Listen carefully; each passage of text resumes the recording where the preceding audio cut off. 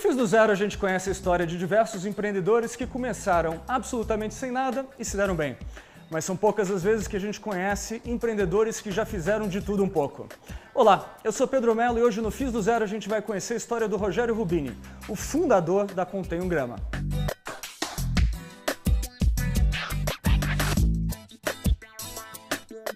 Bem, hoje no Fiz do Zero a gente está aqui para conhecer a história do Rogério Rubini. Rubini, você tem aqui uma história de empreendedor daqueles que já fez de tudo, né? Pelo que eu entendi. Verdade. Até garimpar ouro, você foi atrás de buscar garimpagem, né? Conta pra gente como é que foi o começo. Eu venho de família de empreendedores lá de Santa Catarina, bisavô, avô, pai, e eu também empreendedor, e meu filho, pelo jeito, também vai no mesmo caminho. Nós morávamos lá em Jaraguá do Sul, em Santa Catarina, e aí, num determinado momento, nós tínhamos uma fábrica de tintas, nós vendemos essa fábrica de tintas para o grupo WEG, que hoje se chama WEG Química. E mudamos aqui para o interior de São Paulo, na cidade de São João da Boa Vista, onde meus avós maternos moravam e onde eu já vinha passar férias na minha adolescência. Quantos anos você tinha nessa época? Quando eu me mudei, eu tinha 24. E aí, o meu sogro veio atrás da filha, né? Porque nessa época você casou, ou seja, já você era veio casado. Você casou com quantos anos? Com 18 anos. Putz, grama, vai começar. Isso que é carreira empreendedora familiar cedo também, sempre, né? Sempre.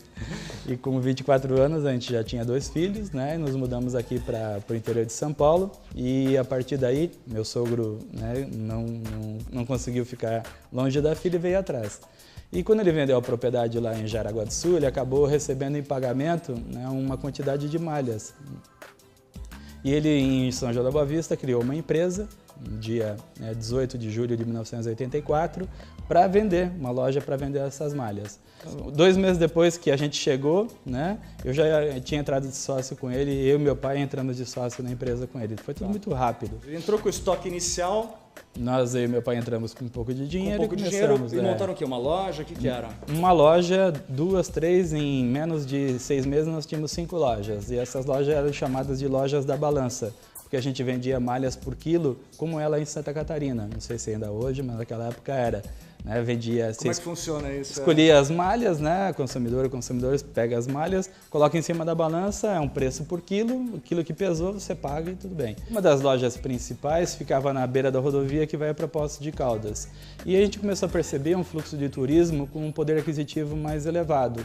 E a gente percebeu que a gente precisaria começar a fabricar nossas próprias malhas para a gente poder corresponder à expectativa daquele consumidor, né, que estava entrando na nossa loja. E nós iniciamos a fabricação das malhas, né, da Contém um Grama naquela época. Só que naquela época não chamava Contém um Grama. De onde você tirou essa ideia de colocar um nome totalmente diferente que é Contém um Grama? Então, a gente chamava Algodão do Brasil, a empresa, a malharia, e tudo que a gente tentou registrar esse nome, mas não dava. Algodão do Brasil, o nome Brasil é de domínio público, não é possível você registrar. No fim de tarde eu já estava meio aborrecido, falei, quem sabe num armáriozinho do banheiro, um lugar totalmente improvável, eu consigo encontrar uma inspiração. Foi abrindo um armarinho do banheiro à procura de alguma coisa, ele deu de cara com uma pomada que tinha lá, contém não sei quantos gramas. O conteúdo do frasco contém 60 gramas, olhei assim, achei super legal, falei, vai ser isso daqui mesmo. Troquei os 60 por 1 e aí, né, foi embora.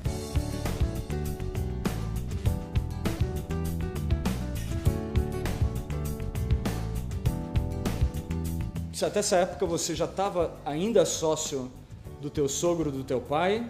Quando virou não, o Contém nessa um Grama, época meu sogro já tinha saído da sociedade, tinha ficado eu e meu pai, né? E depois de mais algum tempo meu pai acabou saindo também e ficou eu só na empresa. Como é que foi essa trajetória? Você montando a Contém um Grama como malharia?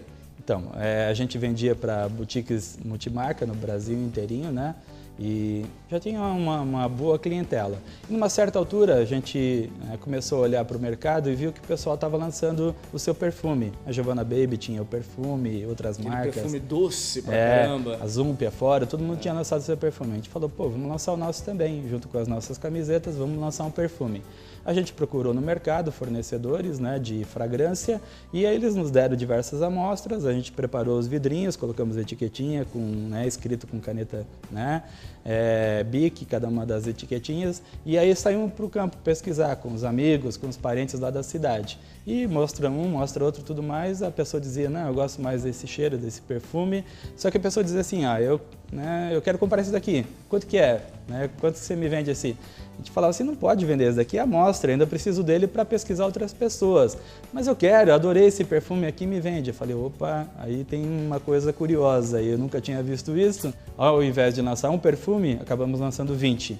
Nossa empresa, ao invés de continuar sendo uma confecção, se transformou numa perfumaria. Saí fora do negócio de malharia, de confecção, vendendo para boutique multimarca e fomos para o outro canal de distribuição, que no caso da perfumaria era a venda direta.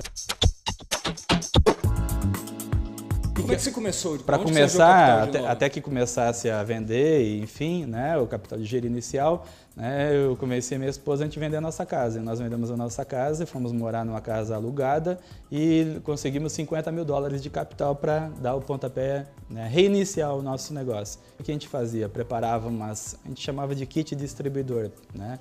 Preparava uma caixa de papelão, colocava lá um equivalente a uns $500 de produto, preparava umas 5 ou 6 caixas, quer dizer, em tese, né, sempre otimista, imaginando que com as 5 ou 6 caixas a gente abriria 5 ou 6 distribuidores, né? E aí eu pegava o carro, saía, era uma Elba naquele tempo, colocava na Elba e saía de manhã cedo, né, lá nas cidades da região. Eu vou dar um exemplo que eu me recordo bastante de Indaiatuba, interior de São Paulo. Cheguei de manhã cedo lá, num bairro qualquer, numa rua qualquer, não sabia nem onde era, nem como chamava a rua. Bati numa casa, perguntei, você conhece alguém que venda Natura, Avon, alguma marca de venda direta? Elas me indicavam, eu batia na casa da pessoa, literalmente assim, de novo, sem ter ouvido falar, enfim. Aí eu pedi a licença para descarregar a minha caixa, abri a caixa e falava, olha, a gente lançou essa marca de perfume, são esses daqui, são... Né? Aí tinha aquele papo de vendedor, a qualidade é excelente, só essências importadas, tudo mais. Você não quer ser a minha distribuidora aqui em Indaiatuba? Olha, mas o que eu faço? Mas não tem que fazer nada, eu deixo aqui para você os perfumes. Né? Só tem que vender. Óbvio, só tem que vender. Né? Você não tem que fazer nada para ficar com os perfumes. Tudo que você tem que dizer é sim. Se você disser sim, eu te deixo a caixa. Não tinha que pagar nada? Não, eu não podia exigir. Porque se eu exigisse alguma coisa, ela não compraria. Entregava as coisas e ia embora. Né? Depois de 15 dias eu ligava. E daí, deu certo? Começou a vender? E por incrível que pareça, começou a vender e vender bastante. Assim eu abri umas 30, acho que umas 35 distribuidoras desse jeito. Você começou com as primeiras distribuidoras, você foi para 30 e depois como é que foi o crescimento? Aí foi uma loucura. Aí disparou, em um ano e pouco eu já tinha mais de 200 no Brasil inteirinho, eu já estava espalhado pelo Brasil inteiro. A minha relação com a Contém um Grama começou lendo alguns jornais especializados, algumas revistas especializadas, onde falava de uma empresa lá em São João da Boa Vista que tinha uma proposta diferente de perfumaria, de cosmético, essas coisas todas. Eu peguei o carro, fui até São João da Boa Vista para conhecer a empresa, para saber como ela funcionava. Então, quando eu cheguei lá em São João da Boa Vista, foi que eu vi a empresa, tomei um choque porque vi que era uma proposta muito interessante. Então, Rogério, você estava crescendo que nem um maluco com as vendas diretas. Virou alguma bagunça em algum momento, assim, perdeu o controle? Não chegou a perder o controle. A gente trabalhou bastante, a equipe era muito comprometida e estava indo super bem. Mas aí depois deu uma estabilizada, né? E eu falei, bom, a gente precisa buscar novas ideias. E aí em 2000 a gente resolveu começar com lojas Contém um Grama também, além da venda direta, lojas também. Foi aí que você enfiou o pé no franchising? Aí nós entramos em franquia de lojas de perfumaria.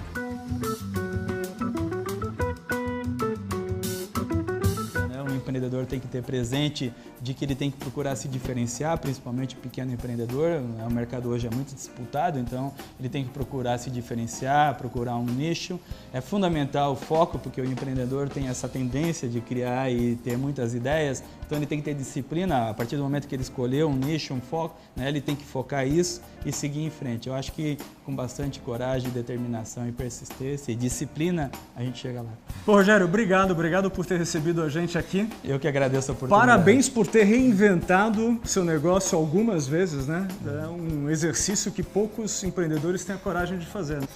Bem, o Fiz do Zero fica por aqui. Hoje a gente conheceu a história do empreendedor Rogério Rubini, o fundador da Contém um Grama. Semana que vem a gente volta com mais uma história de sucesso. Até lá! É 1 grama, não 1 grama. É porque aí É gramática? é a gramática. Praticamente é uma. Não é um grama. Você tá... Nossa, eu sempre achei que era 1 grama. É. Mas tudo bem, né? Essa daí ele vai colocar no final do filme, só pra É, sacanear. Você vai ver. Normalmente acontece isso.